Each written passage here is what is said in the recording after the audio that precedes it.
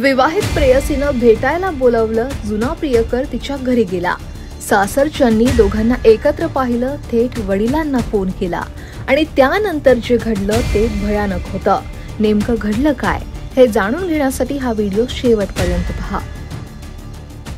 नांदेडमध्ये पुन्हा एकदा ऑनर किलिंगची धक्कादायक घटना समोर आली आहे।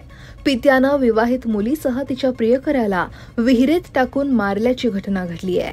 विवाहित मुलीच्या वडिलांनी मुलीला आणि तिच्या प्रियकराला हातपाय बांधून विहिरीत फेकलं। पाण्यात बुडाल्यामुळे दोघांचाही दुर्दैवी मृत्यू झाला।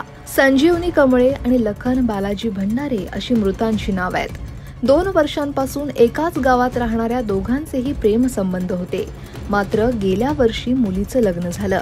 संजीवनी ही उमरी तालुक्यातील बोरजुनी इथली रहिवासी आहे। विवाहापूर्वी संजीवनीचे लखन भंडारे याच्यासोबत प्रेम प्रकरण सुरू होतं। लग्नानंतरही हे दोघेही एकमेकांच्या संपर्कात होते। सोमवारी संजीवनीनं प्रियकराला घरी बोलवलं। त्यावेळी संजीवनीच्या सासरच्या मंडळींनी दोघांना एकत्र पाहिल्यामुळे तिच्या वडिलांना बोलवून घेतलं आणि मुलीला घरी घेऊन जायला सांगितलं। यावेळी मुलीचे काका आणि आजोबा सुद्धा सोबत होते। झालेल्या प्रकारामुळे संतप्त झालेल्या मुलीच्या वडिलांनी दोघांनाही गावी आणलं। दरम्यान माझ्या मुलानं मित्राला फोन केला। मित्रानं मला फोन करून असा प्रकार घडल्याचं सांगितलं। त्यांनी तुमच्या माणसांना घेऊन या आणि आपण मिटवून टाकू असं सांगितलं आणि त्यामुळेच आम्ही निघालो असं लखनच्या वडिलांनी सांगितलं। मुलीने सर फोन करून त्याला बोलवून घेतली आणि माझा मुलगा गेला। तिथे गेल्याच्या नंतर त्याला पकडल्याच्या नंतर माझ्या मुलानं त्याच्या मित्राला फोन केला, महेंद्र मला फोन केला की तुमच्या मुलाला असं असं पकडलं।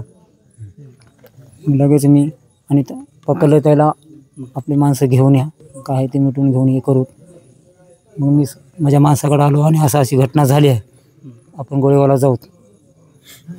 मग आम्ही निघाल्या। मग तिथून आम्ही जाण्याच्या अगोदरच त्याला तिथून गायब केलं।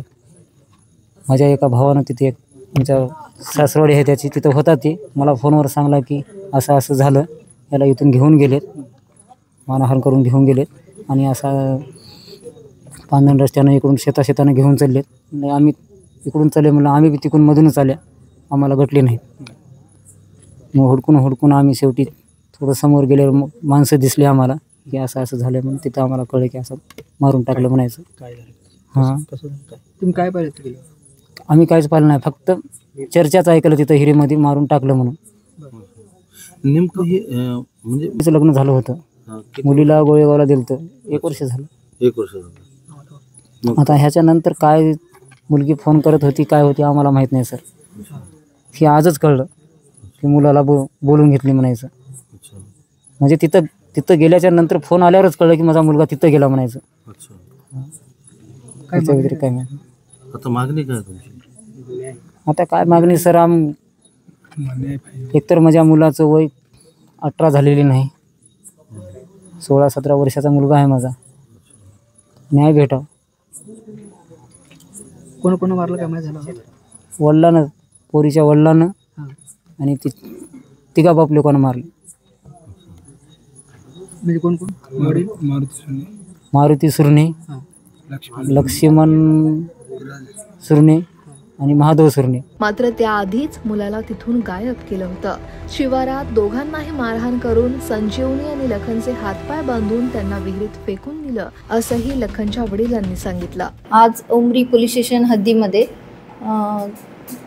एका शेत शिवारामधील विहिरीमध्ये आम्हाला 2 बॉडी आहेत अशा माहिती मिळाली।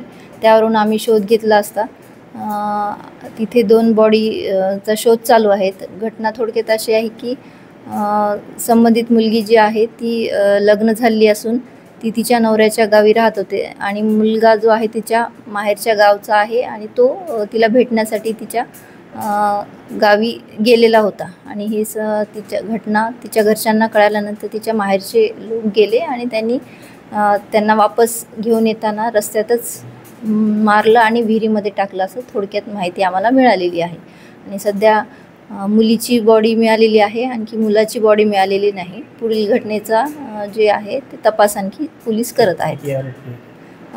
सध्या तरी 3 आरोपी आहेत आणि ते ताब्यात आहेत आणि पुढील अधिक तपास चालू आहे। नेमकं घटना कशामुळे घडली अशी काय माहिती मिळाली की आपल्याला? प्रेम प्रकरणातूनच घडली असं दरम्यान या प्रकरणी मुलीचे वडील मारुती सुर्णे, काका माधव सुर्णे आणि आजोबा लक्ष्मण सुर्णे यांना अटक करण्यात आली आहे आणि पोलीस या प्रकरणाचा अधिकचा तपास करतायत. नांदेडहून नागोराव भांगे पाटलांसह ब्युरो रिपोर्ट लोकमत.com.